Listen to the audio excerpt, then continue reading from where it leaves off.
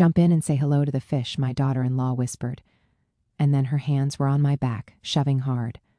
My son Michael just stood there, watching. Smiling, actually. Their scheme was to claim my $3.2 billion estate. But when they walked through their front door that same night, I was waiting in the foyer with something very special prepared for them both.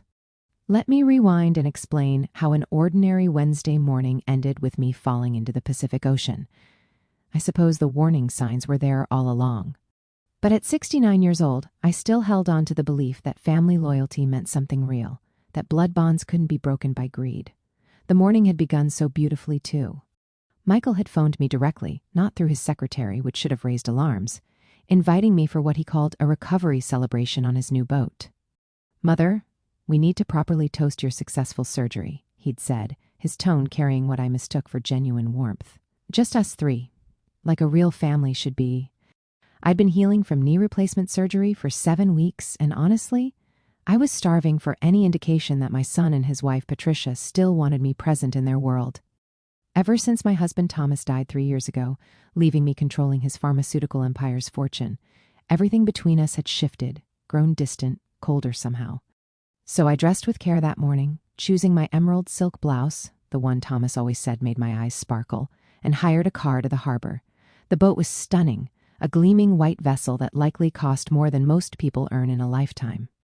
Michael greeted me at the gangway with a hug that felt rehearsed somehow, while Patricia observed from the upper deck, her smile sharp and brittle as cracked ice. "Isn't she magnificent?" Michael asked, gesturing proudly toward the vessel. 48 feet of absolute luxury. We're considering sailing her to the Bahamas next season." What he conveniently forgot to mention was that they'd purchased it using the money I'd provided them last year for Michael's investment advisory firm. $4 million that I was beginning to suspect had never touched any legitimate business account whatsoever. The first 90 minutes passed pleasantly enough. We sailed into peaceful waters, the California coastline shrinking behind us until it was just a hazy line on the horizon. Patricia served champagne cocktails and discussed their plans to remodel the estate, my former estate, which I'd transferred to them after Thomas passed because I thought simplifying to the beachfront condo would be easier on my aging bones.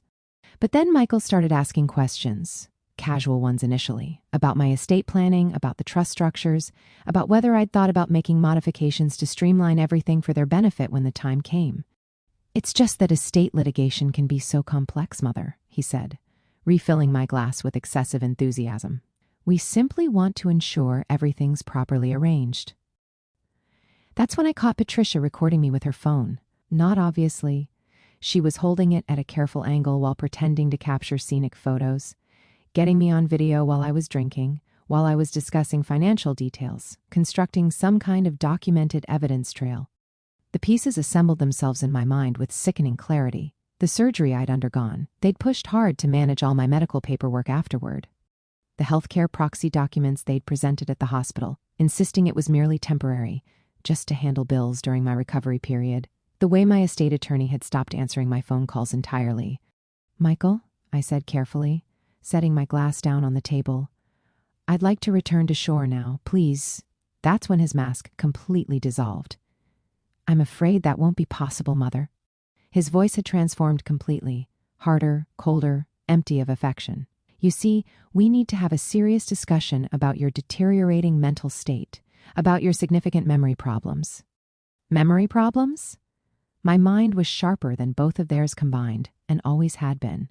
"You've been displaying obvious signs of cognitive decline," Patricia added, moving closer with predatory precision. "We have extensive documentation. Multiple physicians agree that you're no longer mentally competent to control your own financial matters. That's completely absurd." But even as I protested, I understood how meticulously they'd engineered this entire scenario. The boat was 15 miles from land, no other vessels anywhere within sight. Just the three of us, the endless ocean, and whatever they were planning to do next. "Mother, we're genuinely trying to help you," Michael said, but his eyes were frozen, empty, lifeless. "We can handle this cooperatively, or we can make it much more difficult." I stood slowly, my knees still aching from the surgery, but my thoughts crystal clear despite their accusations. "And if I refuse your help?" That's when Patricia smiled, truly smiled for the first time all day. "Well, Elderly woman, recent major surgery, probably confused her medications, became disoriented on the water. She shrugged with theatrical casualness. Tragic boating accidents happen constantly, don't they? I'd raised this man from infancy, taught him to swim, to read, to ride a bicycle, funded his elite education, his extravagant wedding, his mansion. And now he was standing here, nodding agreement while his wife openly threatened to murder me. "You're both absolutely insane if you believe you'll succeed with this," I said, my voice steadier than I felt. "Actually, Mother, we've planned everything quite thoroughly." Michael extracted a leather folder containing documents. "Your signature here, immediately transferring complete asset control to us for your own protection and safety, and we all sail home as a happy family." I examined the papers, studied my son's expectant expression, glanced at Patricia's phone still recording everything. Then I looked at the ocean, vast, dark, dangerous, and somehow less terrifying than these two people who were supposed to love me unconditionally. "Go straight to hell," I told them both. That's when Patricia moved behind me and whispered those words about the fish. The push wasn't violent. They were too calculating for obvious brutality. Just a sudden, forceful shove when I was off balance, gazing out at the water. And over I went, emerald blouse and all, into the freezing Pacific. As I hit the water, I heard Michael shouting dramatically, "Mother! Oh God, Mother!" But I also caught Patricia's voice, lower now, speaking into her phone. "Yes, we'll need the emergency conservatorship petition filed first thing Monday morning. She's clearly mentally incompetent." Then the water closed over my head, and I had far more immediate problems than their betrayal to worry about. I'm a capable swimmer. Thomas and I used to swim laps together every single morning for decades, but the cold shocked every system in my body, and my clothing was dragging me down like weights. I kicked off my shoes violently and broke the surface, gasping desperately for air, just in time to watch the boat's engines roar to life. They were actually abandoning me there, leaving me to drown or freeze or be eaten by whatever lived in these depths. That's when I spotted the commercial fishing vessel approaching from the west. Captain Raymond Torres was exactly the sort of man who'd dive into potentially shark-infested waters to rescue a drowning grandmother without hesitation. Somewhere in his 60s, weathered from a lifetime, working the ocean, and possessed of the kind of fundamental moral compass that seemed completely absent from my own family's genetic code. "Jesus Christ, lady, what the hell happened?" he demanded as he and his 20-something nephew hauled me aboard their fishing boat like a caught tuna. I was shivering so violently my teeth were chattering too hard to form coherent words. Raymond wrapped me in a wool blanket that smelled intensely of salt and diesel fuel while his nephew Marcus fired up the engine. "You're my family," I managed through chattering teeth. "The yacht. We saw them tear off like they were being chased by the devil himself," Raymond said grimly, his face dark with anger. Didn't even glance backward once. What kind of people abandon someone floating in the middle of the goddamn ocean? The kind who inherit $3.2 billion if I'm not alive to prevent it, I thought bitterly. But aloud, I simply said, the kind who stopped being family a long time ago. Raymond reached for his radio to contact the Coast Guard, while Marcus layered another blanket around my shoulders. "Coast Guard, this is the Santa Maria. We've retrieved a woman from the water approximately 14 miles southwest of Santa Barbara. She's conscious and responsive, but requires immediate medical attention." "Wait!" I gasped, grabbing Raymond's weathered hand desperately. "Please, don't tell them you found me. Not yet." Raymond studied my face, with the penetrating eyes of someone who'd witnessed enough. Of humanity to recognize when someone was fleeing more than just cold water. "You in some kind of serious trouble?" "Yes. But not the kind you're probably imagining." I took a shaky, painful breath. "I need to reach shore without anyone knowing I survived. Can you possibly help me do that?" Marcus looked at his uncle with obvious uncertainty. "Uncle Ray, shouldn't we—" "Should and shouldn't get complicated sometimes, kid," Raymond said slowly, thoughtfully. "Sometimes doing what's genuinely right doesn't look anything like following standard procedures." He keyed the radio again. "Coast Guard, this is Santa Maria. Disregard that last transmission. Turned out to be floating debris. Everything's clear here." As we headed toward a small, unmarked private dock that Raymond apparently knew, I told them absolutely everything. About Michael and Patricia, about the money. About the documents they tried to force me to sign. About their plan to have me declared incompetent or dead, whichever proved more convenient. Raymond listened without interrupting once, his expression growing progressively darker with each terrible detail I revealed. So they figured they'd rather be wealthy orphans than struggling adults with a living mother who controlled the fortune, Raymond summarized when I finally finished. What are you planning to do now? That was the critical question, wasn't it? What was I going to do? I was officially dead, as far as Michael and Patricia knew. They'd return to shore, alert the authorities, report me missing overboard, perform grief for the cameras while they executed whatever legal documents they'd already prepared. But here's the thing about being presumed dead. It provides options you never have while you're provably alive. I'm going to let them believe they've won, I said, surprised by how calm and cold my own voice sounded. And then I'm going to systematically destroy them both. Raymond grinned for the first time since pulling me from the ocean. Now that sounds like a plan worth being part of. Marcus dropped us at a tiny hidden dock in a cove I'd never seen before, never even knew existed. Raymond knew a woman there who operated a small guest house, no questions asked, cash transactions only. Mrs. Liu, a tough-looking woman in her 70s who took one look at my waterlogged, bedraggled state and immediately started heating soup, didn't even blink when Raymond explained I needed accommodations off any official records for a while. Honey, I've been running this place for 35 years, she said matter-of-factly, ladling rich broth into a ceramic bowl. I've seen people running from every kind of trouble imaginable. Long as you're not bringing violence to my doorstep, you're absolutely welcome here. That evening, while Michael and Patricia were presumably filing police reports about their tragically missing mother, I sat in Mrs. Liu's kitchen, wearing borrowed clothes 2 sizes too large, drinking strong tea, and planning their complete destruction. Raymond had agreed to be my eyes and ears in the outside world. His boat legitimately operated fishing charters, which meant he was frequently around the harbor where Michael kept his yacht docked. He could monitor their activities, observe their behavior, listen to their conversations, perhaps even conduct discreet investigating on his own. Here's what I don't understand, I said, accepting my 4th cup of tea. How were they planning to make any of this legally defensible? Even if I died accidentally, there are mandatory procedures, official investigations, probate requirements. That's been bothering me too, Raymond agreed, frowning deeply. They had to have more than just a plan.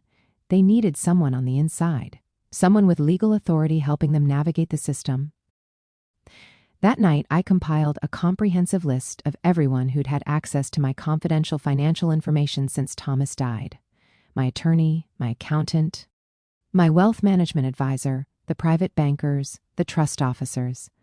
Someone had been feeding Michael and Patricia detailed information, helping them construct this elaborate scheme. And I was absolutely going to identify who. But first, I needed to know exactly what narrative they were telling about my disappearance. Mrs. Liu had an older computer with internet access, and I spent hours reading news coverage about the tragic boating accident that had claimed the life of prominent pharmaceutical executive Thomas Harrison's widow. The articles painted a disturbing picture of a devoted family struggling with an elderly woman's declining mental faculties. Michael was quoted extensively, discussing my supposed confusion and memory lapses in recent months with apparent anguish. Patricia had reportedly wept to journalists about how desperately worried they'd been about my safety on the water. They'd even included a photograph, me at Michael's birthday celebration last year, looking slightly bewildered while holding a cocktail glass. I remembered that exact moment clearly.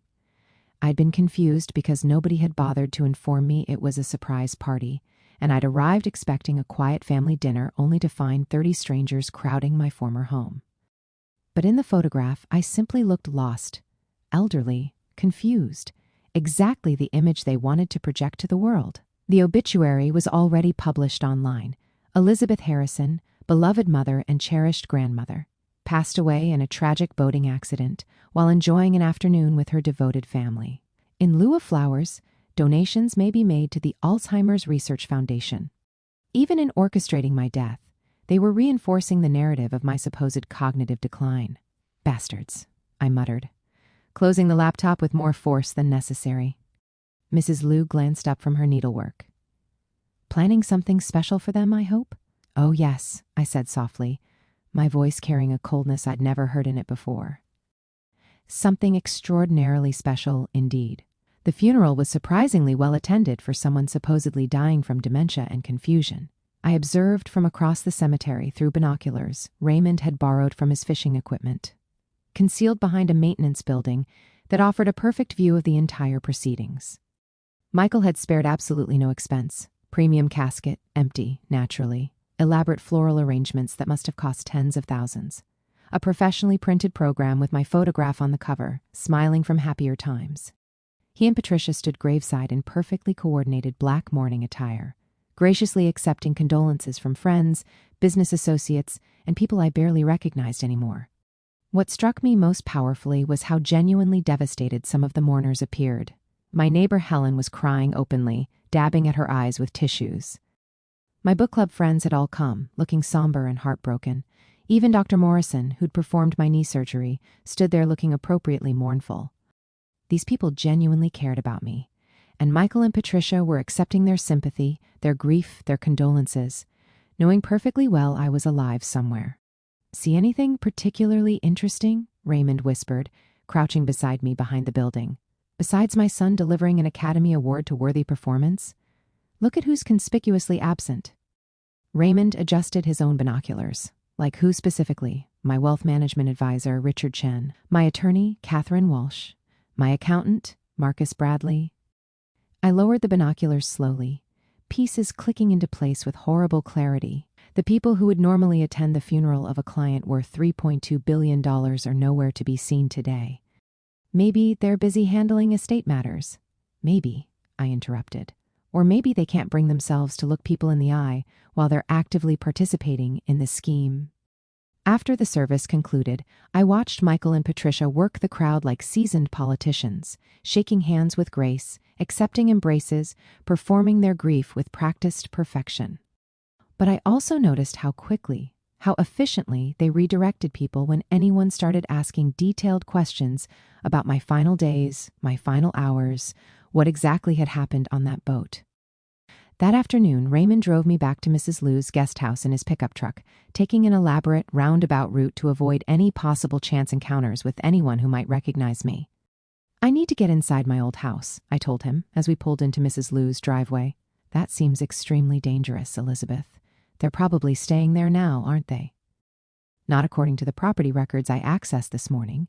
They maintained their own residence. My house has been sitting essentially empty since I moved to the condo last year." I pulled out notebook paper where I'd been making detailed observations. "But here's what's interesting. Someone's been paying all the utilities regularly. Electricity, water, heating, landscaping services. Someone's actively maintaining it as though people were living there. Why would they do that if nobody's actually occupying the space?" "Excellent question," Raymond said thoughtfully. "I think it's time I discovered the answer." That night, Raymond dropped me 3 blocks from my former home in the exclusive hillside neighborhood. The house where I'd lived with Thomas for 40 years, raised Michael from infancy, hosted countless dinner parties and holiday celebrations, laughed and loved and built a life. The house I'd signed over to my son because I believed family loyalty meant something real and permanent. It felt different now, not empty exactly, but fundamentally wrong somehow, corrupted. I made my way through the familiar rooms using the small flashlight Raymond had provided, being extremely careful to avoid the windows facing the street where neighbors might notice movement. The living room furniture was covered with protective sheets, but I could see that expensive new pieces had been added underneath. A leather sectional that cost more than most people's annual salaries. An entertainment system that definitely hadn't been there during my residency. In the kitchen, the refrigerator was stocked. Not with basics you'd maintain in an occasionally visited house, but with fresh food, expensive specialty items, imported cheeses, organic produce, the kind of premium ingredients that suggested regular, daily occupancy by someone with expensive tastes. But it was the home office, Thomas's former study, his sanctuary, where I found what I was really searching for. The massive desk was covered with documents, legal papers, financial statements, and most damning of all, a detailed timeline of what they'd labeled the Elizabeth Project, my own name, reduced to a code word for my systematic elimination. I photographed absolutely everything using the disposable camera Raymond had provided, my hands trembling with rage as I read through their meticulous plans. They'd been working on this scheme for over 18 months, carefully documenting what they claimed were progressive signs of my mental deterioration.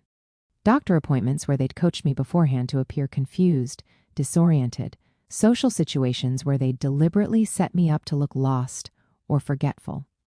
That birthday party photograph in the newspaper? They'd intentionally not informed me it was a surprise party, then captured my confused reaction as evidence. The medication error I'd experienced 4 months ago that landed me in the emergency room? They'd switched my prescription bottles deliberately, creating a dangerous situation they could then document as proof of my incompetence. Every single moment of confusion, every instance where I'd seemed off balance or forgetful, had been carefully orchestrated, manipulated, and documented as evidence of dementia, of cognitive decline, of mental incompetence. But the most chilling document was a letter from someone who signed only as Yacht, apparently one of their primary co-conspirators. The timeline must be accelerated immediately.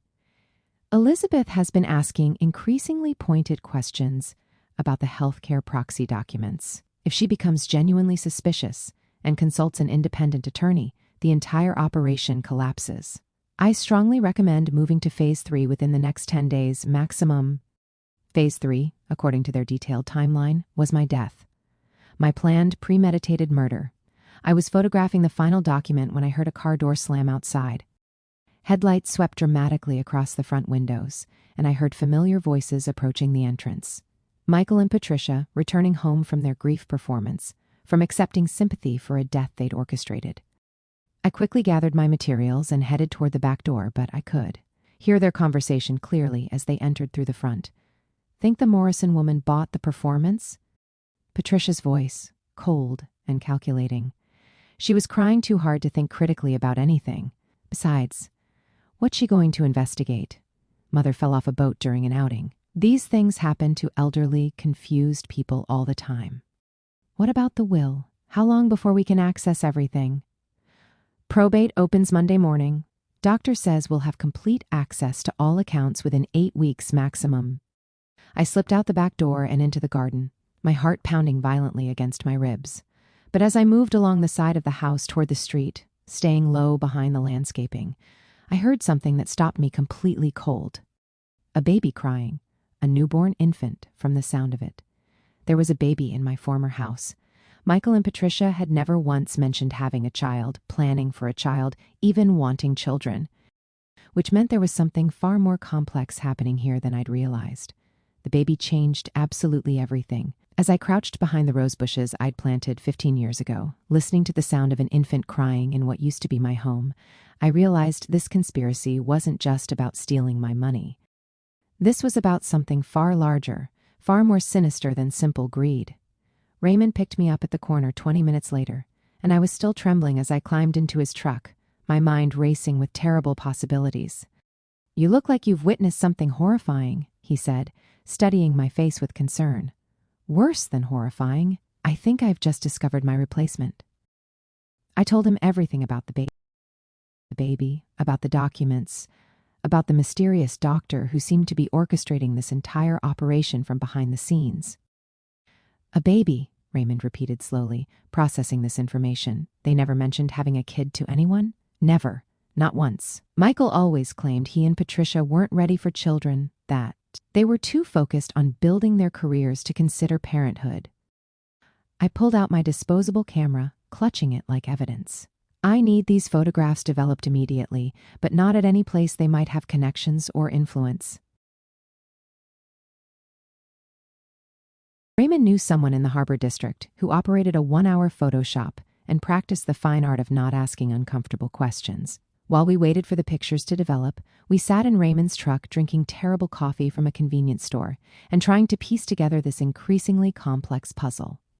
"So they've been planning your murder for 18 months, Raymond said, studying my handwritten notes carefully.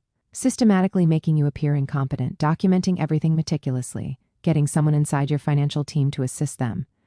And now there's suddenly a baby involved, which means either they've been lying about having children or—" He paused, looking at me intently. I stopped mid-thought, another possibility occurring to me with sickening clarity. "Or the baby isn't theirs biologically. What do you mean?" "Think about it carefully, Raymond. If they've been planning to steal my entire fortune, they'd want to ensure they have a legitimate heir, someone to inherit everything if something happened to them both. But they'd need a child with the right bloodline, the right legal standing, the right claim to the family legacy. Raymond stared at me with growing alarm. You think they acquired a baby illegally? I think they did something, and I think DR, whoever that person is, holds the key to understanding exactly what. The photographs were devastating when finally developed, clear, undeniable evidence of their 18-month conspiracy, complete with detailed timelines, falsified medical reports, and financial projections showing exactly how they planned to spend my money after my death. But the most disturbing photograph was one I'd almost overlooked, tucked underneath other papers on the desk, a birth certificate, partially visible. Baby Harrison, born 4 weeks ago. Mother, Patricia Harrison. Father, Michael Harrison. But I'd been face to face with Patricia just 5 days ago on that yacht. She absolutely, definitively had not been recovering from recent childbirth. Her body showed no signs whatsoever of having carried or delivered a baby. This birth certificate is completely fabricated, I told Raymond, my voice shaking with anger. Entirely falsified. Then whose baby is it really? Where did it come from? That night, I couldn't sleep at all. I lay in Mrs. Liu's comfortable guest room, staring at the ceiling, and thinking about everything I'd learned, everything I'd discovered. My son and daughter-in-law had spent over 18 months systematically destroying my reputation, planning my murder, and forging documents to steal my fortune. And now they had a baby whose very existence they were concealing from the world, whose origins they were lying about. The next morning, I made a decision that surprised even myself with its boldness. I'm going back, I announced to Raymond over breakfast. Back where? Not to the house this time. I'm going to follow them, watch them, document their activities. That's dangerous as hell, Elizabeth. If they see you, if they recognize you, they won't. Because as far as they know, as far as the entire world knows, I'm dead. I'm fish food at the bottom of the Pacific Ocean. I spread out a local map on Mrs. Liu's kitchen table. Look. They have to take the baby somewhere during business hours. Daycare, private babysitter, something. Babies don't just disappear for 8 hours while their supposed parents conduct business and play grieving family. Raymond studied the map doubtfully. And what exactly are you hoping to discover? The truth about that baby, and hopefully the identity of Dr. Mrs. Liu, who'd been quietly listening while preparing breakfast, finally spoke up. There's a private investigator in town who owes me a significant favor. Professional, extremely discreet, and very skilled at following people without being detected or noticed. I can't involve anyone else in this, I protested. It's too dangerous already, honey, Mrs. Liu said, drying her hands methodically on a dish towel. You're way past being able to handle this alone safely. These people tried to murder you once. They won't hesitate even slightly to try again if they figure out you survived. She was absolutely right, of course. But hiring a private investigator would require revealing to more people that I wasn't actually dead, expanding the circle of people who knew my dangerous secret. What kind of favor does this investigator owe you? I asked carefully. Mrs. Liu smiled mysteriously, enigmatically, the kind where my nephew didn't go to prison for something foolish he did when he was 23. The investigator's name is Daniel Martinez, former police detective, extremely reliable, and excellent at making complicated problems disappear when necessary. By noon, I was sitting in Daniel Martinez's small, cluttered office above a Thai restaurant in the Harbor District, telling my story for what felt like the 100th time in a week. Daniel was approximately 50 years old with prematurely gray hair and the kind of sharp, observant eyes that missed absolutely nothing important. So you want me to follow your son and daughter-in-law, investigate this mysterious baby, and identify their CO conspirator? He summarized after I'd finished my account. That's correct. And you're paying me with what, exactly? Because according to every newspaper, all your assets are frozen pending probate proceedings. I pulled out a thick envelope I'd prepared earlier that morning. Cash. I maintained emergency money hidden in a safety deposit box that Michael doesn't know exists. My husband Thomas always insisted we keep liquid funds available for genuine emergencies, and I'd say this qualifies. Daniel flipped through the bills, enough to cover 3 weeks of intensive surveillance, and nodded approvingly. I'll need current photographs of the targets and any addresses where they might be staying or conducting business. I provided him with everything I had, including the photographs from my break-in at the house. Daniel studied them meticulously, paying particular attention to the documents with the mysterious doctor signature. "This handwriting looks familiar somehow," he said, pulling out a magnifying glass for closer examination. "Professional training, but with some distinctive characteristics that might be identifiable. Mind if I run this through some databases? Compare it against known samples?" "Do whatever you need to do, whatever it takes. One more critical thing," Daniel said as I prepared to leave. "If these people are as dangerous as everything suggests, we need a safety protocol. You check in with me every 12 hours without fail. If I don't hear from you on schedule, I take everything we have directly to the police immediately." I agreed, though I sincerely hoped it wouldn't come to that. The less official involvement, the better, at least until I understood exactly what Michael and Patricia had done, exactly how deep this conspiracy ran. That afternoon, I returned to Mrs. Liu's and waited, and planned, because now I had professional help, real help, expert help, and in less than 24 hours I was going to know exactly who had tried to murder me and why. Daniel Martinez was worth every single dollar I'd paid him, every cent. By the end of just the second day, he had more detailed information about Michael and Patricia's activities than I'd learned in months of living with them, of being their target. "Your son's been extraordinarily busy since you allegedly died," Daniel said, spreading surveillance photographs across Mrs. Liu's kitchen table like playing cards. "Multiple meetings with various attorneys, 3 visits to the bank, and 4 separate trips to a private medical facility outside the city." "Medical facility?" I leaned forward, studying the images intently. "Whitmore Fertility Services. Extremely exclusive, extremely expensive, and extremely discreet about their operations." Daniel pointed to a photograph of Michael and Patricia entering a sleek, modern glass building.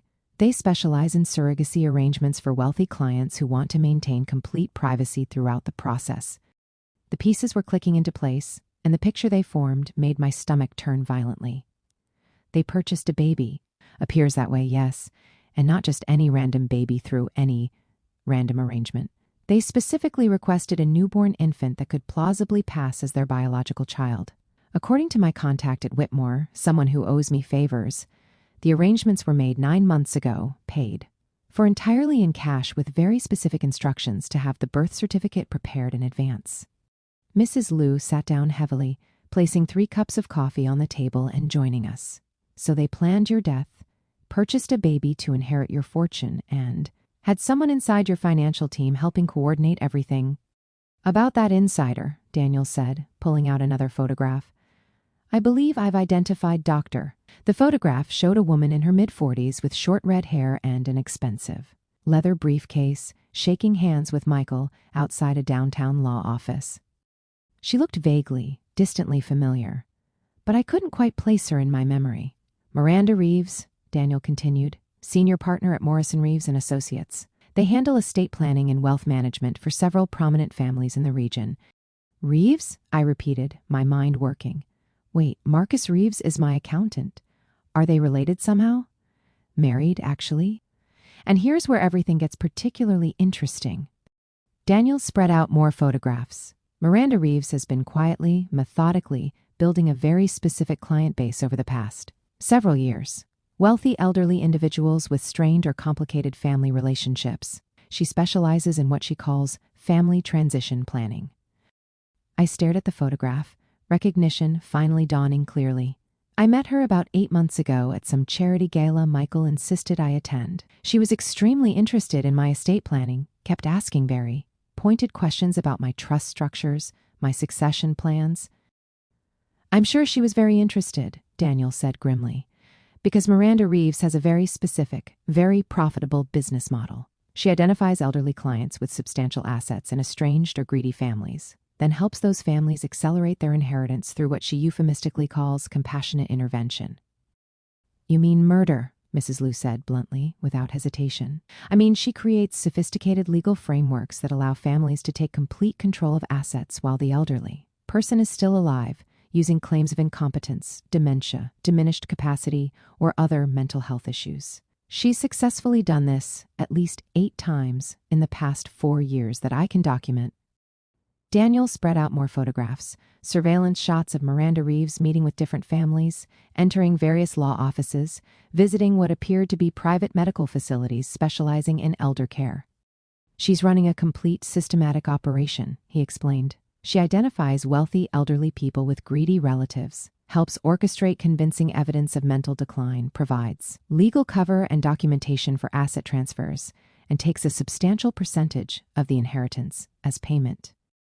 And if the elderly person refuses to cooperate, resists, or gets suspicious, I asked, though I already knew the answer, then they have accidents, convenient accidents, boating incidents, falls downstairs, medication overdoses, car crashes, always tragic, always plausibly accidental, and always financially convenient for the surviving family members. I felt physically sick, nauseated. This wasn't just about my money, my fortune. This was about a systematic criminal operation targeting vulnerable seniors across the entire region. How many people has she killed that you can prove? I asked. That I can prove conclusively? None, unfortunately. That I strongly suspect based on patterns and evidence. At least 15 over the past 6 years. She's extremely good at covering her tracks, very intelligent about it. She never directly participates in the murders herself. She always uses intermediaries, maintains plausible deniability, creates layers of separation. Until today, I said softly. Until today, Daniel agreed. When she thought she was meeting with a grieving family to finalize estate documents, completely unaware that the supposedly dead victim was very much alive and watching, we have to stop her. We have to bring her down. We will, Daniel promised. But first, we need to understand exactly what your son and daughter-in-law have already set in motion, what legal mechanisms are already in place, because according to my sources inside the courthouse, they filed preliminary probate documents yesterday afternoon. Daniel pulled out a legal folder, opened it carefully. They're claiming you died intestate without any valid will, which would make them your sole heirs under state law. They're also claiming that any existing estate planning documents are completely invalid because they were signed while you were mentally incompetent, legally unable to understand what you were signing. But I have a will, I protested. A very specific, very detailed will that was updated just 3 years ago with my attorney. I know. I found it.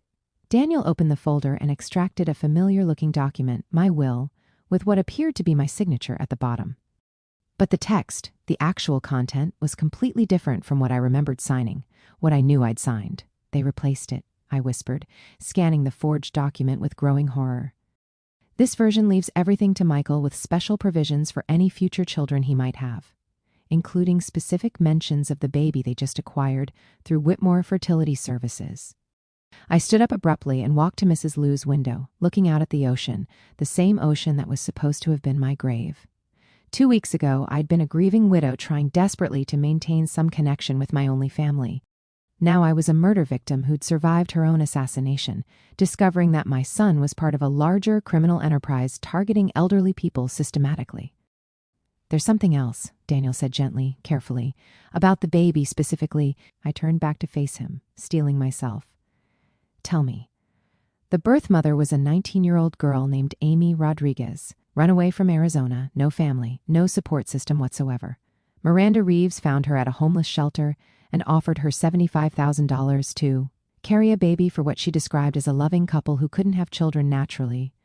Where is she now? I asked, though some part of me already knew the answer. Daniel's expression was grim, haunted. According to the medical records, she died from unexpected complications during delivery. But I spoke to a nurse at Whitmore who specifically remembers Amy. Perfectly healthy young woman, no risk factors, completely normal pregnancy, right up until the day she gave birth. The implication hung in the air between us like poison. They killed her, I said flatly. I strongly believe so, yes, but I can't prove it yet, not conclusively. What I can prove is that your son and daughter-in-law are part of a criminal organization that has been systematically murdering elderly people for their money across multiple states. And tomorrow morning at 10 o'clock, they're meeting with Miranda Reeves to finalize the complete legal transfer of your assets. I sat back down slowly, my mind racing with possibilities, with rage, with determination. Where is this meeting? Reeves's office downtown. 10 a.m. Sharp. I looked at Mrs. Liu, then at Daniel, then at the photographs spread across the table showing my son shaking hands with a professional killer, a murderer of elderly people who trusted their families. Then I guess it's time for Elizabeth Harrison to rise from the dead. The hardest part about planning your return from the dead isn't the logistics. It's deciding which audience deserves the shock first, deserves to witness your resurrection. I could confront Michael and Patricia privately, giving them an opportunity to explain themselves, to somehow justify the unjustifiable. But that assumed they deserved any explanation, any consideration. Or I could make my resurrection completely public, letting them discover I was alive the same way the rest of the world would discover it. I chose option 3 instead. Strategic haunting.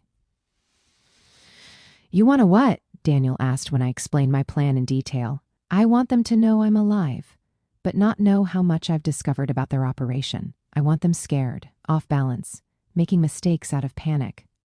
Mrs. Liu nodded approvingly, a slight smile on her face. Psychological warfare. I like it very much. The plan was simple but potentially effective. While Michael, Patricia, and Miranda Reeves were in their downtown meeting dividing up my assets and planning my legal erasure, I would be making my presence known in more subtle, more disturbing ways. Daniel had discovered that they were keeping the baby at Michael's house during business hours with a private nurse who'd been hired through one of Miranda Reeves's front companies. The nurse, a woman named Susan Peterson, had no idea she was caring for a baby that had been essentially purchased through the death of its teenage mother.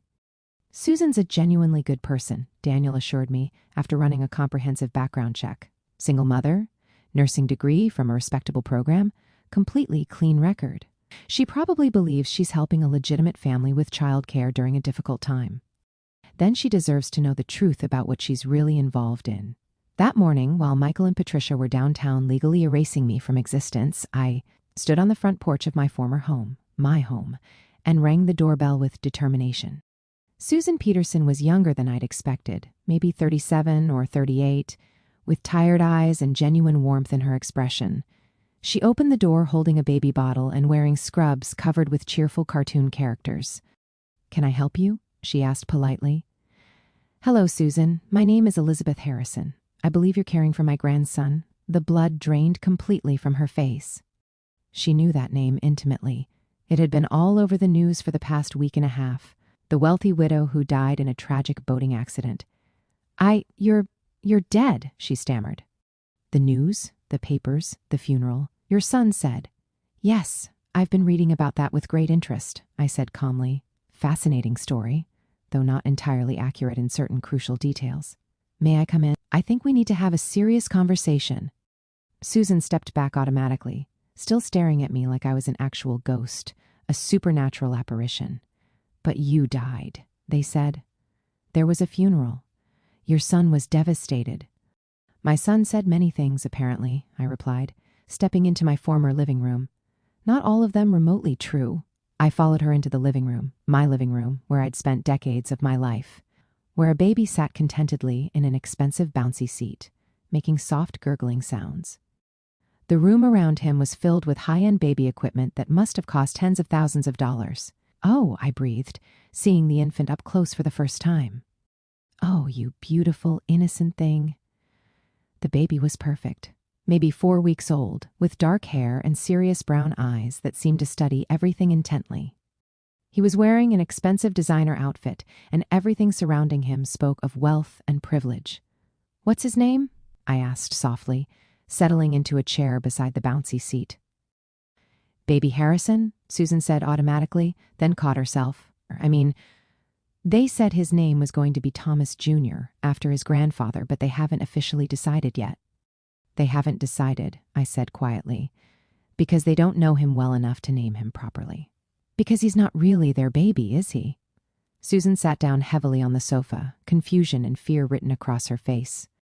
"I don't understand what's happening. You're supposed to be dead. And Michael and Patricia, they're supposed to be grieving parents who needed help with their newborn while they dealt with family matters. Susan, I need you to listen to me very carefully." I pulled out the photographs Daniel had taken, the documents I'd copied from Michael's home office, the evidence of Miranda Reeves's criminal operation. I showed Susan everything methodically, watching her expression shift from disbelief to horror as the full scope of the conspiracy became devastatingly clear. "The teenage girl who gave birth to this baby was named Amy Rodriguez," I said gently, carefully. "She was 19 years old, with no family, no support system, completely alone in the world. They told her she was helping a loving couple who couldn't have children naturally. She died during delivery under extremely suspicious circumstances that were never properly investigated. Susan was crying now, tears streaming down her face as she looked at the baby with new understanding, new horror. He's an orphan. A real orphan, yes. And if Michael and Patricia get away with this scheme, he'll grow up believing they're his biological parents, never knowing his real mother died to give him life, never knowing the truth about where he came from. "What do you want me to do?" Susan asked, wiping her eyes. "I want you to document everything, take pictures, record conversations, note how they treat him, what they've told you, who else has been involved in this. And then I want you to help me ensure this baby grows up knowing the truth about where he came from, knowing his mother's name." Susan nodded slowly, determination replacing the shock in her expression. His real name should be Thomas Amy Harrison, after his grandfather and his birth mother. That's absolutely perfect. I spent nearly 2 hours with Susan and baby Thomas Amy, taking photographs, documenting the setup in my former home, explaining in detail what would happen next, what was coming. Susan agreed to continue caring for the baby while secretly gathering evidence and keeping me informed about Michael and Patricia's activities, their movements, their plans.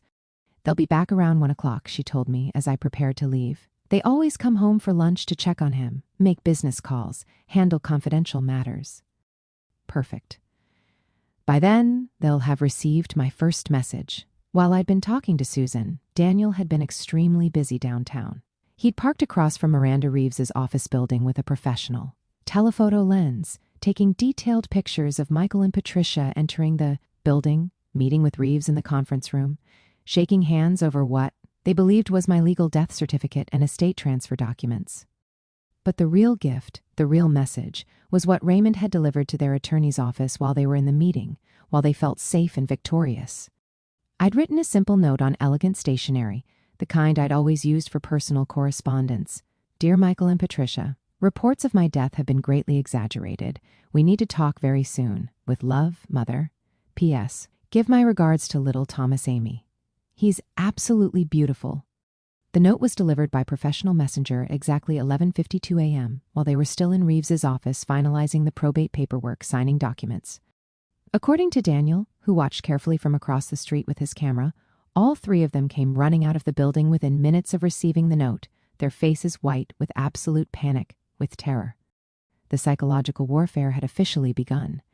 That afternoon, when they returned to my former house expecting to find their comfortable conspiracy still intact, still secure, they were going to discover that their supposedly dead victim had been very, very busy indeed. Because I wasn't just alive. I was angry. I was armed with evidence, with documentation, with witnesses, and I was ready for war.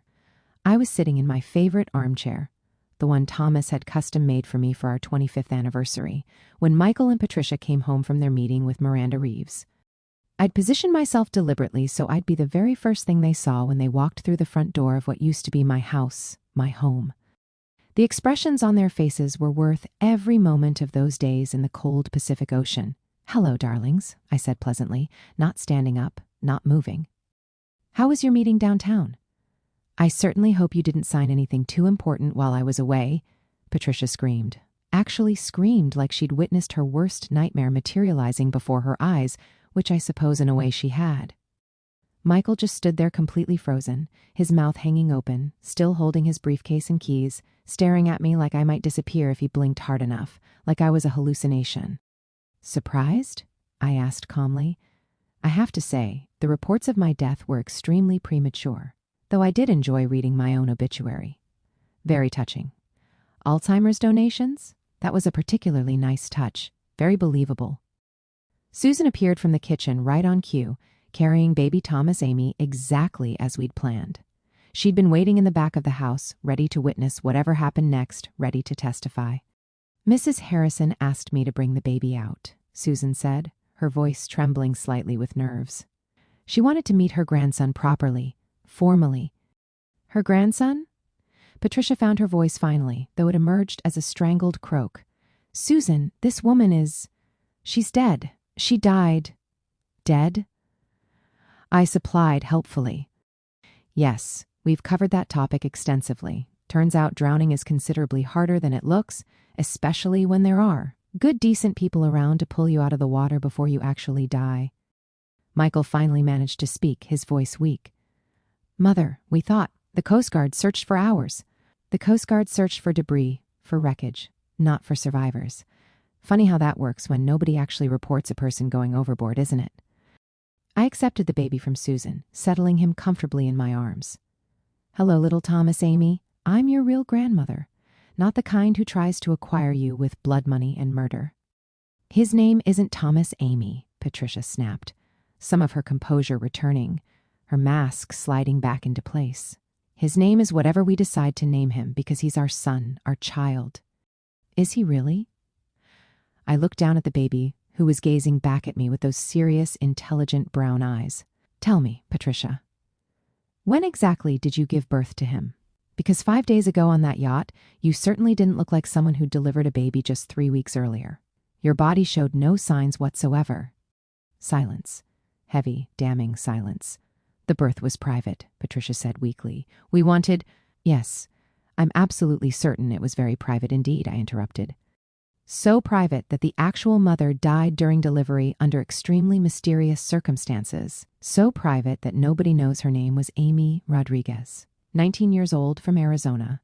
No family to ask uncomfortable questions when she disappeared forever. More silence. Susan gasped audibly, covering her mouth with her hand, genuine shock on her face. That's impossible, Michael said. But his voice completely lacked conviction.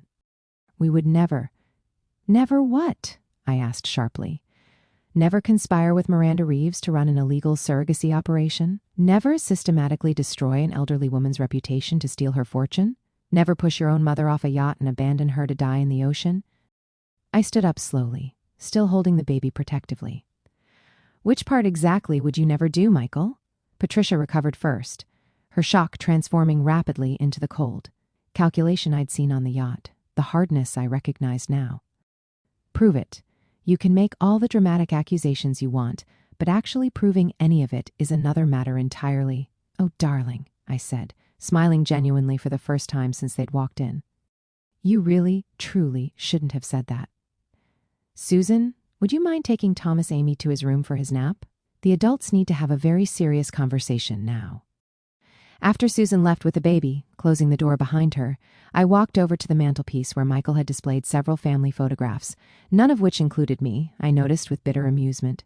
Sit down, I said, my voice carrying the authority that had once managed Thomas's entire household staff, that had run a successful business.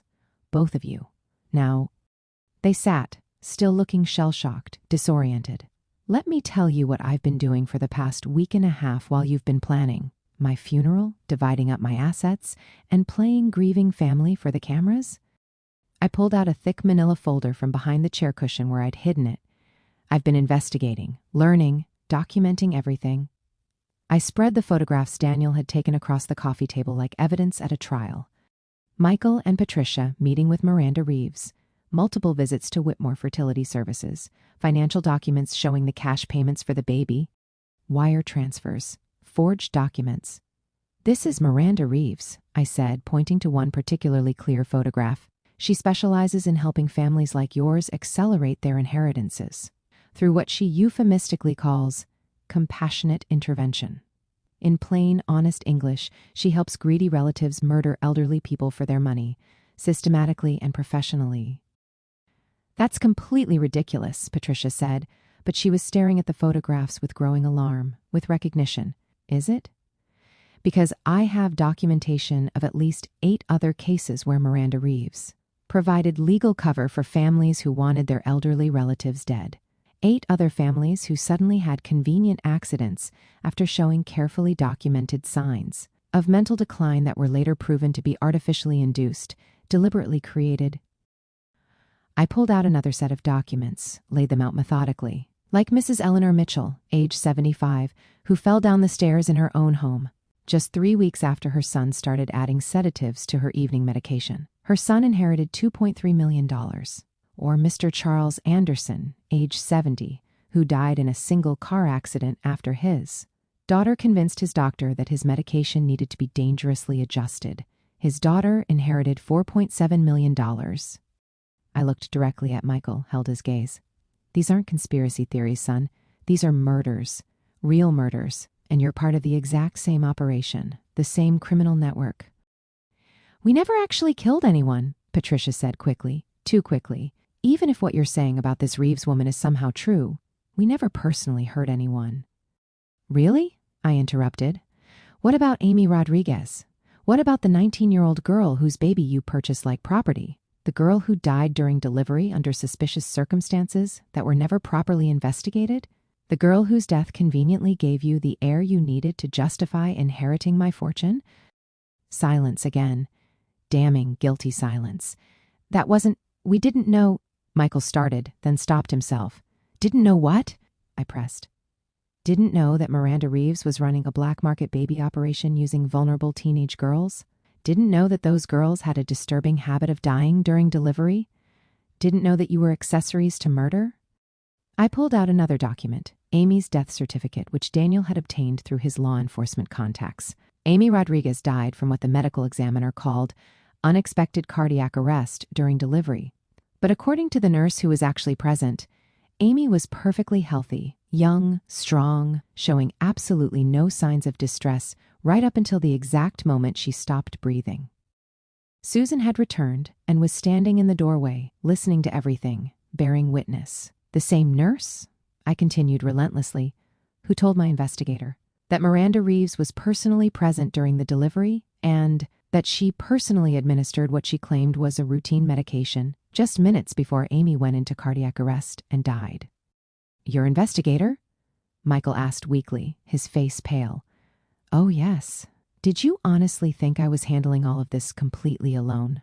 I have a private investigator with law enforcement connections, extensive surveillance photographs, financial records, medical, documents, testimony from multiple witnesses, and Susan here, who's been documenting everything for the past several days. I walked over to what used to be Thomas's desk and opened the top drawer, pulling out a small digital recorder. I've also been recording this entire conversation, every word you've said, every admission you've made, every piece of evidence you've confirmed or failed to deny. I held up the recorder. Did you know that in this state, only one party needs to consent to recording a conversation? And since this is taking place in what used to be my home, a house I owned for 40 years, I think I qualify as a consenting party. Patricia jumped to her feet. You can't use that in court. It's entrapment or coercion or something illegal. Actually, I said calmly, it's evidence. Clear evidence of conspiracy, fraud, and accessory to murder. Evidence that will put both of you in prison for a very, very long time. Michael finally found his voice, but it came out broken. What do you want from us, Mother? What do you want? What do I want? I laughed, and it wasn't a pleasant sound. I want my money returned. I want that baby properly adopted by a family who will genuinely love him and tell him the truth about his brave birth mother. I want Miranda Reeves arrested for the serial killer she is. And I want you both to spend the rest of your lives remembering that you tried to murder your own mother for money. And if we cooperate? Patricia asked carefully. If we help you? If you cooperate fully, immediately, I might consider not pressing charges for attempted murder specifically. The fraud charges, the conspiracy charges, the accessory to murder charges, those are completely out of my hands now, already in motion. But attempted murder? That one's my personal choice to make.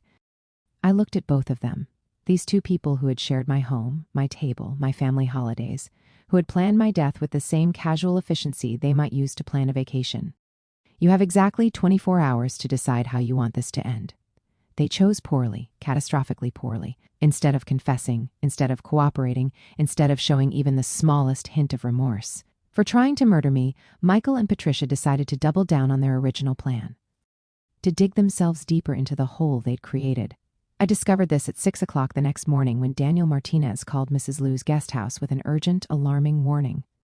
They're moving extremely fast, he said without preamble, his voice tense. I've been monitoring their communications overnight, and they spent hours on the phone with Miranda Reeves and someone else, someone they kept referring to only as the specialist. I was instantly completely awake. What kind of specialist? The kind who makes problems disappear permanently, no questions asked. They're planning to have you killed again, Elizabeth. And this time they want to make absolutely certain the body is found, So there's no question whatsoever about your death being real and final? Mrs. Liu, who had been listening from the kitchen doorway in her bathrobe, immediately started making urgent phone calls. Within 20 minutes, Raymond Torres was at our front door with his pickup truck idling, and we were evacuating to a safe location Daniel had arranged in advance. "How much time do we have?" I asked as we drove through the pre-dawn darkness, the city still sleeping around us. "Not much at all. The specialist they hired is flying in from Chicago this morning. According to my sources, he specializes in making murders look like natural accidents, and he's got a perfect professional success rate. No failures." The safe house was a small, weathered cottage on a private island accessible only by boat, completely isolated. Raymond knew the owner, another fisherman who owed him significant favors and practiced the fine art of not asking uncomfortable questions. We reached it just as the sun was beginning to rise over the Pacific, painting the water in shades of orange and gold. "This is absolutely insane," I said, sitting at the cottage's small kitchen table with a cup of strong coffee, trying to process what was happening.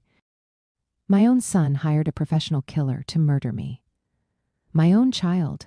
People do terrible, unthinkable things for money, Raymond said grimly, sitting across from me. But we're not going to let them succeed. We're not going to let them get away with this.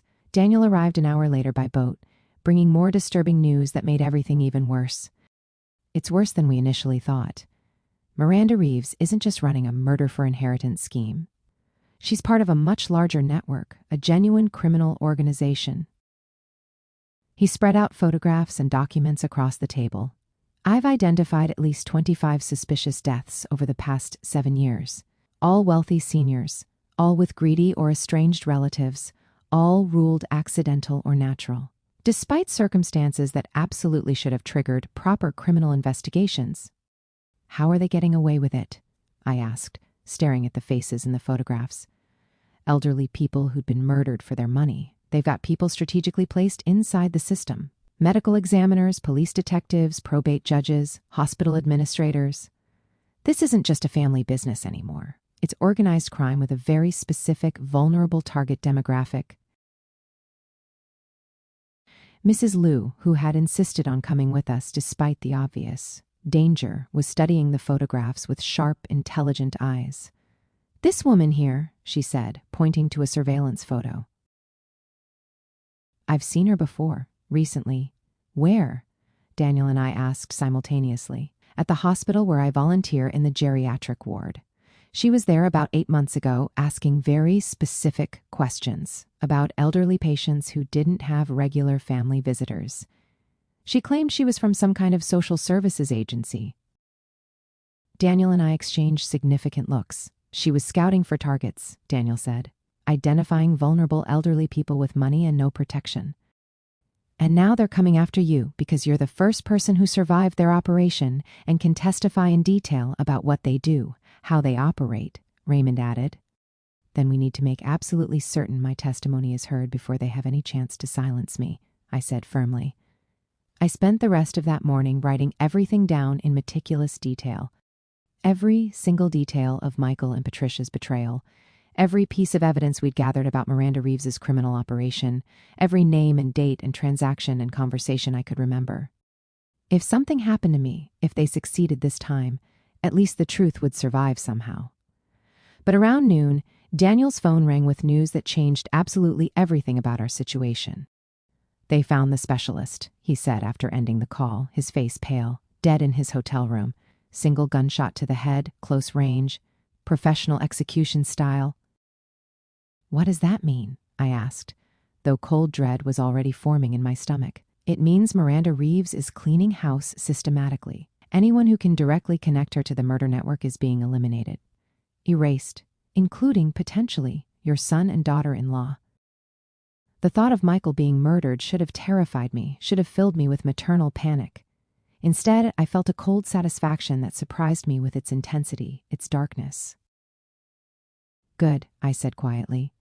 "Let them experience what it feels like to be betrayed by someone they trusted completely." But Raymond was shaking his head vigorously. "You don't understand, Elizabeth. If Reeves is eliminating all witnesses, all loose ends, that includes you, obviously, but it also includes that baby. An orphaned infant with no legal guardians with mysterious origins is a loose end she absolutely cannot afford to leave alive. My blood ran completely cold. Thomas Amy, she'll have him killed too. Make it look like a tragic accident, Daniel confirmed grimly. Carbon monoxide leak, house fire, something that eliminates the evidence. Along with the witness, something that looks completely accidental. I stood up so fast I knocked over my coffee cup, sending dark liquid spreading across the table. We have to get him out of there. We have to save him. It's too dangerous, Raymond protested. They'll be watching your old house constantly, waiting for you to show up, setting a trap. Then I guess I'll have to give them exactly what they're waiting for. The plan was simple, which made it absolutely terrifying in its directness. I would surrender myself to Michael and Patricia, let them believe they'd finally won, and trust that Daniel and Raymond would be in position to rescue both me and baby Thomas Amy when Miranda Reeves showed up to clean house, to eliminate all the witnesses. This is genuinely the stupidest plan I've ever heard in my entire life, Mrs. Liu said as we prepared to return to the mainland. Possibly suicidal. It's the only way to save that baby, I replied firmly, checking the hidden recording devices Daniel had given me, making sure they were functioning properly.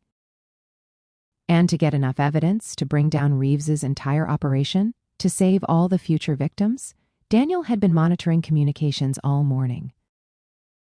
Miranda Reeves was driving up from her office, planning to arrive at my former house by early evening. Michael and Patricia had been instructed to have me there, alive and conscious, so Reeves could question me about what I knew, what evidence I had, before arranging my final permanent accident. They think I'm going to trade my life for the baby's safety, I told Raymond as his boat approached the mainland dock. They have no idea I've been planning this for days, that I'm not going alone. The recording devices were hidden throughout my former house, planted carefully by Susan Peterson, while Michael and Patricia were out making their arrangements with Reeves. Susan had also positioned small cameras in strategic locations throughout the house and would be hiding in the basement with baby Thomas Amy, ready to escape through the old servants' entrance if everything went wrong. You absolutely sure about this? Raymond asked as we reached the dock, his weathered face creased with worry. I'm sure that if I don't do this, an innocent baby will die because of my son's greed, because of my failures as a parent. That's not something I can live with. I walked up to my former front door at exactly 6 o'clock, precisely as arranged. Michael answered immediately, looking haggard and frightened, genuinely scared for perhaps the first time in this entire ordeal. "Mother," he said, and for just a brief moment I heard my little boy in. His voice, the child I'd raised, loved, sacrificed everything for. "Hello, Michael. I'm here as we discussed." Patricia was pacing frantically in the living room, her usual perfect composure completely shattered, destroyed. "She'll be here soon," she said, without looking at me directly. Miranda Reeves. "She wants to talk to you personally. I'm quite sure she does." "Mom?" Michael started, then stopped, unable to continue. "What is it, Michael?" "I never wanted it to go this far. I never wanted—" He trailed off, unable to finish. "But you let it," I said simply, quietly. "You let it go this far because $3.2 billion was worth more to you than your mother's life. You made that choice." He couldn't meet my eyes, couldn't face what he'd become. Miranda Reeves arrived precisely at 7 o'clock, punctual as death itself. She was smaller than I'd expected from the photographs, a neat, professional-looking woman in an expensive suit who could have been anyone's accountant or estate attorney, which I supposed she was. "Mrs. Harrison," she said pleasantly, extending her hand as if we were meeting at a charity function. "I'm so glad you survived your boating accident. We have a great deal to discuss, you and I."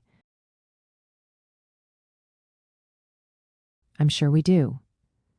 She sat across from me in what used to be my own living room, in my own home, opened a leather portfolio, and began speaking as if we were negotiating a simple business contract, discussing quarterly earnings. You've caused quite a bit of trouble for my clients, she said calmly. Michael and Patricia followed my instructions precisely, and yet here you are, very much alive and apparently well-informed about matters that really don't concern you.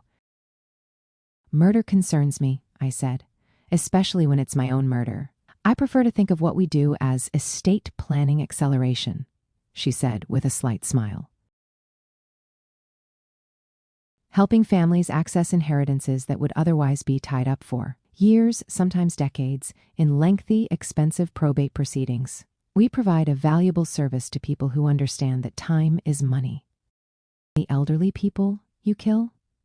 What service do you provide to them? Peace. A dignified end to the confusion and fear that comes with age-related cognitive decline. A death that allows their families to remember them as they were, not as they inevitably become. I stared at her, genuinely amazed by her ability to rationalize mass murder so completely. How many people have you killed? She consulted her portfolio as if checking routine appointment schedules.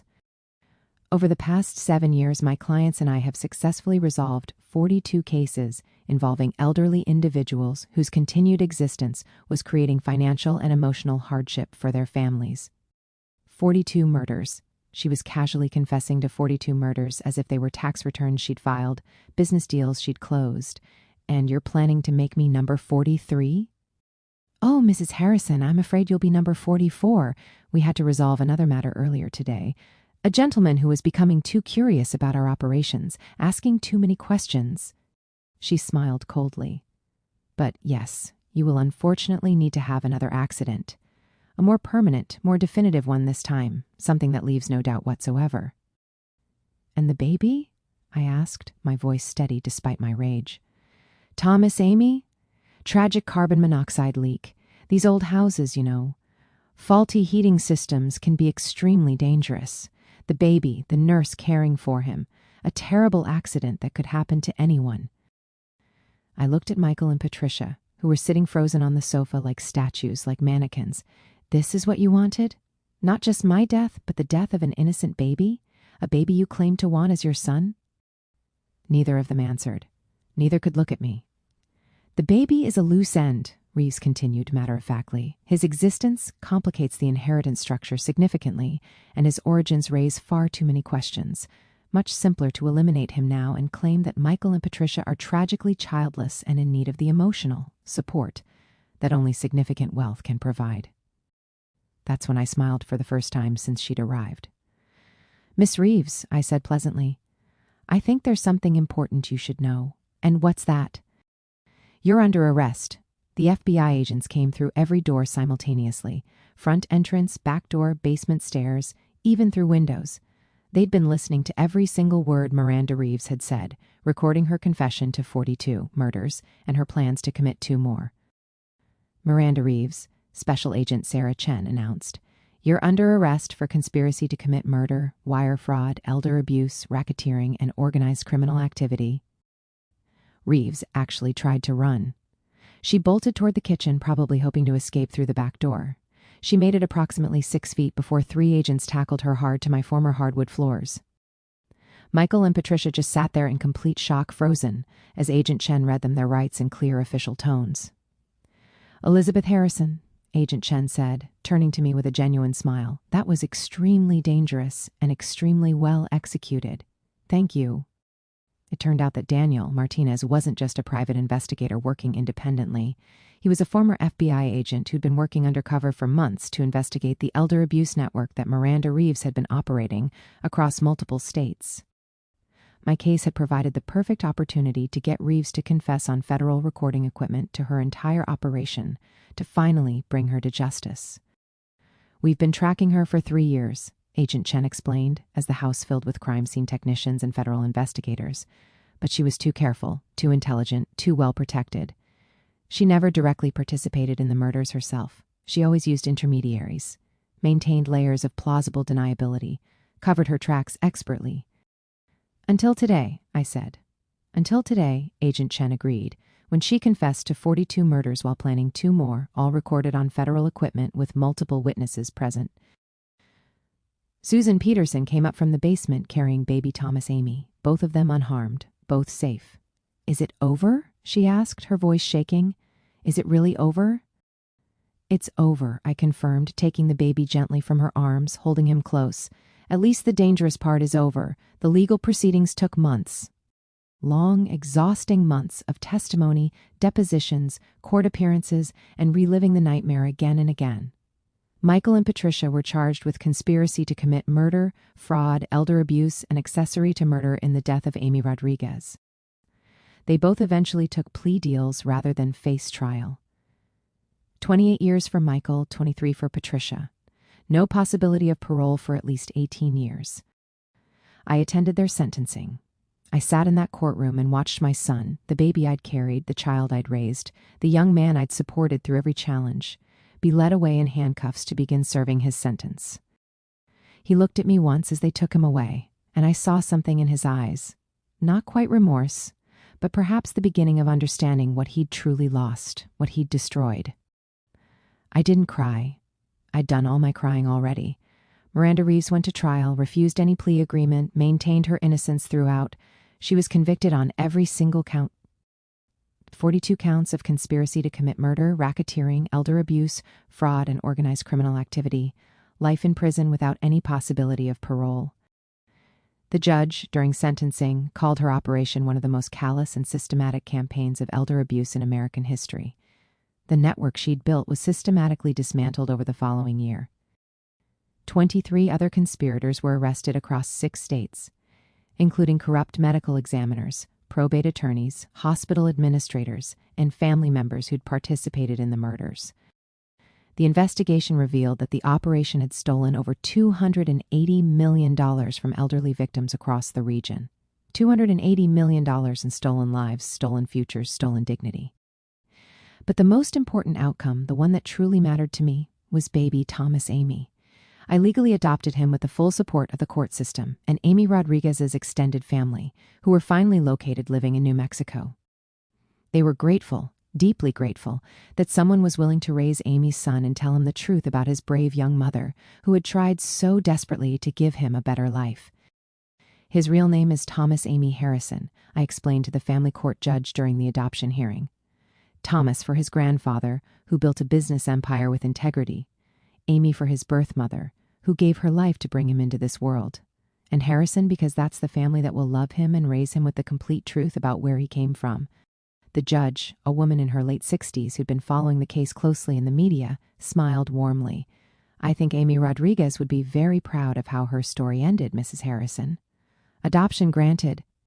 I'm 74 now, 5 years later, and Thomas Amy is a remarkable little boy who knows exactly who he is and where he came from. No secrets, no lies, no hidden truths. He knows his birth mother was a brave teenager named Amy who wanted him to have opportunities she'd never had. He knows his adoptive father and stepmother tried to use him in a criminal scheme that cost Amy her life. And he knows that sometimes the people who are supposed to love you most are the ones you have to protect yourself from, and that real family is built on truth, not blood or obligation. Mrs. Liu still runs her guest house, though she's added a successful sideline as a consultant, helping other elderly people who suspect their families might not have their best interests at heart. She saved at least a dozen people from situations similar to mine, helped them protect themselves before it was too late.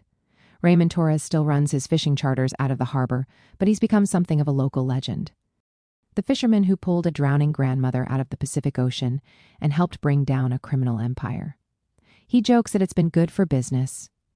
People specifically request him now because they want to hear the story firsthand. And Daniel Martinez, Special Agent Martinez, still works for the FBI in their elder abuse division. He sends me holiday cards every year with photos of other elderly people whose lives he's saved, whose families he's stopped before tragedy could occur. Last year's card included 7 different photos. 7 people who are alive today because someone recognized the warning signs and intervened. As for Michael and Patricia, they're still in prison serving their sentences. Michael writes me letters occasionally, trying to explain why he did what he did, asking for forgiveness, claiming he was manipulated by people smarter and more ruthless than him, claiming he never really wanted me dead. I don't write back anymore. I did at first, tried to maintain some connection, but eventually I realized some betrayals are simply too profound to forgive. Some choices reveal characters so completely that there's no path back to who you were before. Because here's what I learned during my time as a dead woman, during those days of being erased from existence. Family isn't about blood or legal obligation or inheritance. It's about showing up when someone needs you. It's about protecting the vulnerable instead of exploiting them. It's about choosing love over greed, truth over convenience, every single day. Thomas, Amy, and I have that kind of family now. The kind where nobody gets pushed off boats or poisoned or manipulated. The kind where nobody has to die for someone else to get rich. The kind where an elderly woman and an orphaned baby can build something real together, something based on truth and love rather than lies and money. It's a much better family than the one I was born into, raised or created through marriage. It's the family I should have had all along. We live in a comfortable house near the ocean now. Not too large, not ostentatious. I can hear the waves from my bedroom window, and Thomas Amy loves to play on the beach, building elaborate sandcastles and searching for interesting shells. He's in kindergarten now, bright and curious and kind. So remarkably kind to everyone he meets. His teacher called me last week because she was concerned about something he'd said.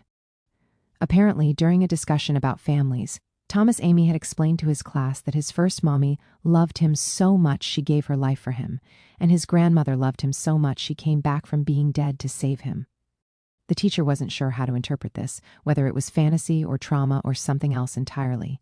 I explained the situation as simply as I could, that Thomas Amy knew his complete story, knew the truth about his origins, knew about Amy and about what Michael and Patricia had done. The teacher was quiet for a long moment after I finished. "That's a lot for a 5-year-old to carry," she finally said. "It is," I agreed, "but lies would be harder, secrets would be heavier. He knows he came from love, Amy's love, and he knows he's loved now. That's what matters. He's a special child," the teacher said, "very empathetic, very protective of other children. Yesterday he stood up for a boy who was being bullied, told the bullies that hurting people for no reason was wrong." I smiled, feeling pride swell in my chest. That sounds like Thomas Amy. Sometimes, late at night when Thomas Amy is sleeping, I sit in my favorite chair. A new one, not the one from my former house. And think about everything that happened. About the yacht, the cold water, Raymond's rough hands pulling me to safety. About discovering Michael's betrayal. About the baby crying in my former home. About Miranda Reeves calmly discussing murder like it was a business transaction. I think about Amy Rodriguez, a teenager I never met, who died bringing Thomas Amy into this world. I've learned everything I could about her, talked to people who knew her, found photographs, created a memory book for Thomas Amy. She was studying for her GED when she got pregnant. She wanted to be a veterinarian someday. She loved animals and thunderstorms and classical music. She should be here. She should be watching her son grow up, teaching him about the world, seeing him build sandcastles and make friends and learn to read. Instead, she's gone. Murdered by people who saw her only as a means to an end, a problem to eliminate once she'd served her purpose. I visit her grave every month, bringing fresh flowers. Thomas Amy comes with me now, understanding in his own way. He tells her about school, about his friends, about the books we're reading together. He tells her he loves her, that he wishes he could have known her, that he's trying to make her proud. "Do you think she can hear me, Grandma?" he asked me last month, placing dandelions carefully on her grave. "I think love doesn't stop just because someone dies," I told him. "I think she knows you're loved and safe and becoming a remarkable person. And I think that would make her very happy. The money, all that money that Michael and Patricia wanted so desperately, that they were willing to kill for. I've been giving most of it away. Establishing foundations for elder abuse prevention, supporting programs that help runaway teenagers, funding investigations into suspicious deaths of elderly people, creating scholarships in Amy Rodriguez's name for young people who want to study veterinary medicine. Thomas will inherit enough to be comfortable, to have opportunities to pursue his dreams, but he won't inherit so much that money becomes the defining feature of his life, that people look at him and see dollar signs instead of a person. I've seen what that kind of wealth does to people, how it corrupts and twists and destroys. I won't let that happen to Thomas Amy. He'll know the value of work, the importance of contributing to the world, the satisfaction of earning your own way. Last week, we were reading together before bedtime. He's obsessed with stories about brave knights and heroic quests. When he looked up at me with those serious brown eyes so much like Amy's. "Grandma, why did my other dad try to hurt you?" I took a deep breath, choosing my words carefully. Sometimes people make very bad choices, sweetheart. Sometimes they want something so much that they forget what's really important, like love and family and treating people with kindness. Was he always bad? No, I said honestly. When he was little, like you, he was a good boy. But somewhere along the way, he made choices that changed him, that made him forget who he really was. I won't forget who I am, Thomas Amy said firmly. I'm Thomas Amy Harrison. My mommy loved me and you love me, and I'm going to be a good person. Yes, you are, I agreed, pulling him close. You absolutely are. People often ask me if I regret how everything happened, if I wish things had been different. The answer is complicated. I regret that Michael became the person he became. I regret that Amy Rodriguez died so young, with so much life ahead of her. I regret that so many elderly people were murdered by their own families, betrayed by the people who should have protected them. But I don't regret surviving. I don't regret fighting back. I don't regret exposing the truth and bringing down Miranda Reeves's criminal empire. And I certainly don't regret adopting Thomas Amy, raising him, loving him, giving him the family Amy wanted him to have. Would I change things if I could? Would I prevent Michael from making the choices he made? I don't know. Because if Michael hadn't betrayed me, if he hadn't pushed me off that yacht, I never would have met Raymond or Mrs. Liu or Daniel. I never would have exposed Miranda Reeves. I never would have adopted Thomas Amy. 42 other elderly people might still have been murdered. Other families might still be planning their elderly relatives' deaths right now. Sometimes terrible things lead to necessary outcomes. Sometimes the worst moments of our lives create opportunities for the most important work we'll ever do. I've testified before Congress twice now about elder abuse, about the need for stronger protections and more oversight. I've helped draft legislation. I've trained social workers and bank employees and healthcare providers to recognize the warning signs, to intervene before tragedy occurs. I've become an advocate I never planned to be, a voice for people who can no longer speak for themselves. And Thomas Amy, he's growing up understanding that we have a responsibility to protect vulnerable people, to stand up against injustice, to choose what's right over what's easy. That's my legacy now. Not the money Thomas left me, not the business empire, not the wealth that Michael wanted so desperately. My legacy is a 5-year-old boy who knows the truth about where he came from and chooses kindness anyway. It's the elderly people who've been saved because someone recognized the warning signs. It's the laws that have been changed, the protections that have been strengthened, the criminals who've been caught. It's choosing to survive, to fight back, to build something good from something terrible. Sometimes, when I'm watching Thomas Amy play on the beach, building his elaborate sandcastles and racing the waves, I think about that moment on the yacht. Patricia's hands on my back, the cold water closing over my head, the absolute certainty that I was going to die. I think about how close they came to succeeding, to getting away with it, to murdering me and claiming my money and raising Thomas Amy on a foundation of lies. And then I look at this beautiful, kind, honest child who knows exactly who he is, and I think, they didn't win. They came close, but they didn't win. Love won, truth won, justice won. And that's a legacy worth more than $3.2 billion, worth more than any fortune, worth more than anything money could ever buy. Thomas Amy runs up to me now, his hands full of interesting shells he's discovered, his face bright with excitement. Look, Grandma, look what I found. I look at what he's showing me, praise his discoveries, answer his endless questions about where shells come from and what lived in them and how the ocean works. And I think, this is what family should be. This is what matters. This moment, this child, this love built on truth instead of lies. My name is Elizabeth Harrison. I'm 74 years old. My son tried to murder me for my money. And I survived, not just survived, but built something better, something real, something that will outlast all of us. That's my story. That's what happened when I was pushed off a yacht and given the unexpected gift of seeing how my death would have been used, how my life had been valued or devalued. I hope if you're watching this, if you're listening, that you'll remember. Family is what you build, not what you're born into. Love is what you choose, not what you're obligated to feel. And sometimes the worst betrayals lead to the most important transformations. Thank you for listening to my story. Thank you for bearing witness to what happened, to how justice prevailed, to how love and truth can survive even the most calculated betrayals. And if you're elderly, if you have wealth, if you're feeling isolated, or if your family seems suddenly more interested in your assets than your well-being, please reach out. Tell someone. Ask for help.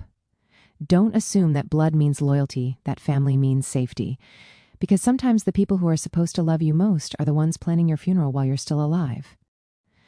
But there are also people like Raymond and Mrs. Liu and Daniel and Susan. People who will risk everything to save a stranger, who will stand up for what's right even when it's dangerous, who will choose justice over convenience. Those are the people who become real family. Those are the bonds that matter. Those are the relationships worth building a life around. And sometimes, if you're very lucky, you get a second chance. You survive when you shouldn't have. You come back from the dead. You get to build the family you always deserved. I got that chance. I survived. I fought back. I built something beautiful from something terrible. And now, every morning, I wake up to the sound of the ocean and a 5-year-old boy calling Grandma with pure joy in his voice. And I know I made the right choices. I know I survived for a reason. I know that love, real love built on truth and sacrifice and choice. That kind of love is stronger than greed, stronger than betrayal, stronger than death itself. That's what I learned when I came back from the dead. That's the gift I received from my own murder. And that's the legacy I'll leave behind.